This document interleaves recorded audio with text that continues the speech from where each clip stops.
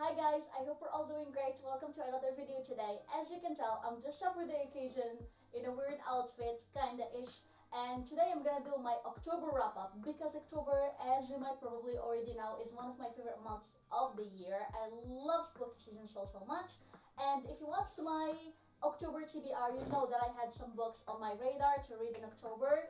Sadly, didn't have time nor the energy to read as much as I wanted. I only read 5 books this month, well, 4.5 kinda, but I counted in October, okay? You can fight me for it.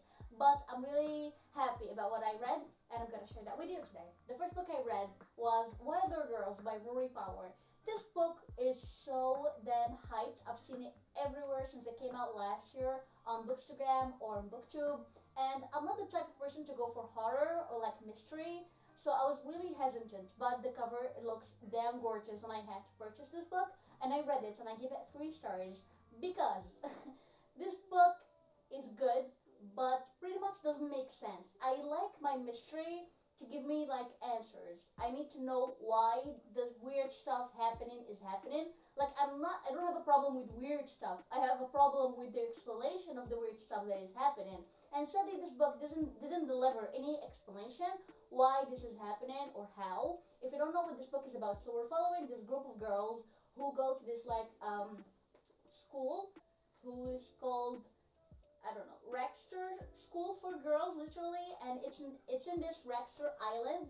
So they're surrounded in this island, and they have this weird disease where they don't know what's happening, and they're kind of in quarantine. So I don't want to read this because they're literally in quarantine, and with what's happening in the world right now, I don't know, it just felt kind of uncomfortable.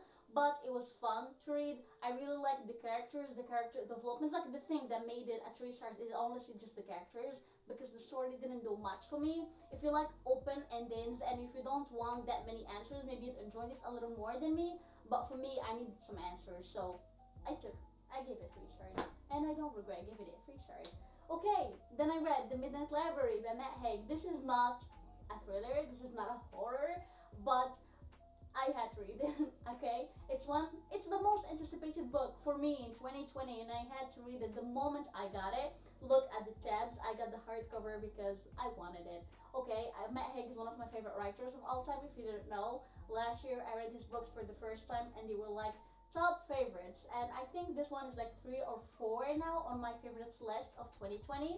Anyway, The Midnight Library, we're following this character called, good lord, help me with names, Nora. Okay, Nora Seed.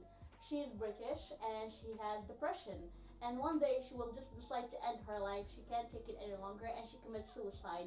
Then she will go to this place between life and death called the Midnight Library, where it's just a library filled with books, and every book is another life that she might have lived, like parallel universes kind of thing.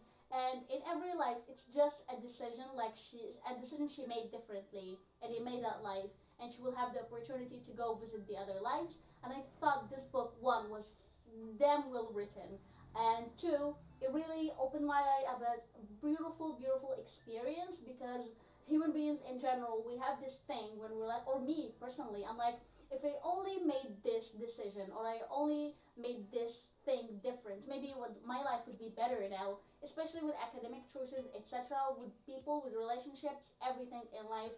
I think I sometimes find myself being like wondering if maybe I did this in a different way, or I took this decision instead of this, my life would be better. And this loop just like closes around you, and it makes you sadder and more depressed. So yeah, this book taught me this really beautiful message that, oh my god, am I spoiling it? I'm not spoiling it, but this book is so beautiful. Like, go read it, okay? And it's whimsical and it's perfect, and it's set in a library. Like, go read it. What the hell are you waiting again? Alright, next I read Stickles by Harlan Coben. I got this book thinking, I think you saw this in my TBR, thinking that it's a child gone missing kind of story, because I don't read the synopsis. And no, it's actually not about a child go missing. So in here, we're following 3 characters. We're following a mom with 2 siblings, and like a suburban mom, like she's happy with her life, everything is cool. We're following a detective, and we're following a kind of really screwed up photographer. He does like paparazzi shit, and we get to know how these three characters, why they have something in common in their past, and we don't know what that thing is.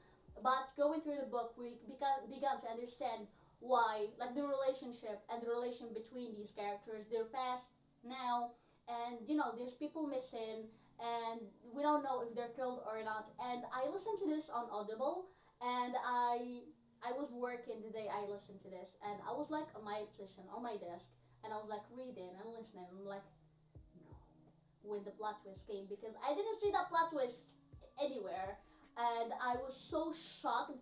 I was like, oh my god, no, because it was this interesting. I gave this one 4 stars. I don't know, I didn't get the 5 stars feels, maybe 4.5, because the plot twist was really good, and there's killing in this.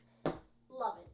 Alright then, I don't know why, but I decided after Wilder Girls to rate another Rory Power. I don't know why. Like, I didn't like her first book. I gave it 3 stars because of the feminist and because of the characters, etc. But I was like, if I don't read this now, I will never read it. And it's Burn Our Bodies Down, again by Rory Power. I give this one 4 stars. So I loved it more than Wilder Girls because of something really simple. It made sense. We got an explanation for the weird stuff happening in this book, because this book is weird. Like, if there's one word, it's weird. Okay. Here we're following Margaret. She's 16 or 17. I can't remember. She's 17. And she lives with her mom, her weird mom. She doesn't know who her father is, her other family members. She never met anyone other than her mom. So, of course, she will get curious, and of course, she will try to find her family. And that family is her grandma. And that grandma is the creepiest person I've ever read about in my life. And weird stuff happened in that farm. But the writing was beautiful. Every time I had to stop reading because everything was like really tangled. And I'm like, what is happening? But at the end, we got an explanation and we understand why all the weird stuff is happening in the first place. Of course, there's a lot of killing, there's a lot of burning, but I really like the writing style. I like the vibe of the book in general. Gives a lot of fall vibes, and it really crept me sometimes. I was like, I don't understand what's happening, but I'm really loving it. So yeah, I give it 4 stars because it didn't feel like a 5 stars, but also it was really good. Anyway, in my opinion, it was better than Wilder Girls. So yeah, if you want to check this out, I would recommend it. Consider that it's weird, but if you're weird, read it. Or yeah, read it. Okay, it's good. And then the last book, because yes, I didn't read that much, we have Watch Over Me by Nina Kaur. I get this one as a gift, and I'm really, really thankful because I've loved this cover since the moment I first saw it. And on the inside, more art, and it's so pretty. Okay, I started this. Actually, I'm on page 68, so I'm counting it as a book read in October. Although October is over, and I'm filming this November 1st, but who can blame me? Okay, Watch Over Me. So we're following our main character called Mila, and she used to see ghosts or something like this. Mila is used to being alone. Okay, so she will go to be a teacher in this haunted house. So far, nothing is really happening, so I can't give it a rating. But when I started this, it was at the same time I started watching The Legend of Bly Manor with my brothers on Netflix, and it's the same kind of story, it's the same kind of plot. It's about this person with a really screwed up life going to live and teach some kids in a haunted house. And I was like, this is giving me like major vibes. I'm gonna either read the book, then watch the TV show, or watch the TV show, then read the book. And I watched the TV show because my siblings kept harassing me to finish it because we weren't understanding anything happening. So we decided to finish the TV show, we did. And now I can focus on this and like finish it. It's really small, like it's like 260 pages, and most of the pages are like, the font is huge. And I think I can finish this in one session. Maybe I'll finish it today. I don't have any other plans. Maybe I'll finish this one today, I don't know. So yeah, I don't have any rating for this, but I know it involves ghosts. And Nina Kaur has one of the most beautiful writing styles in the history of literature. Okay, I exaggerated a little, but I really like her writing style. So I can't wait to get into this. So this is all. This is all I read in October. Kind of sad to say that, but life happens. And I decided a while ago that I'm not gonna like kill myself to read. I love reading. It's one of my hobbies that I love so much more than anything. Hence the huge library behind me.